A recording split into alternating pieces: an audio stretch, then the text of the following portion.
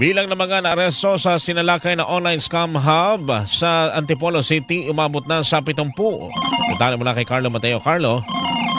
Iniimbestigar ngayon ng PNP Anti-Cybercrime Group ang halos 70 individual na naabutan sa loob ng isang hinihinalang may kinalaman sa investment scam sa San Roque, Antipolo City. Sa paunang impormasyon mula sa PNP Anti-Cybercrime Group, sa bisa na rin ng search warrant ay naisagawa ang pagsalakay sa lugar. Katuwang ang Securities and Exchange Commission, Rizal Police Provincial Office at Antipolo Police Station.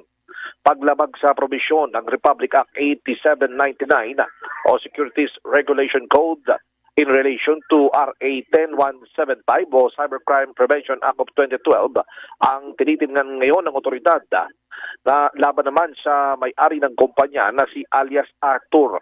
Nag-ugat ang reklamo sa isang Australian national kung saan kabilang sa mga nabibiktima ay mga dayuhan.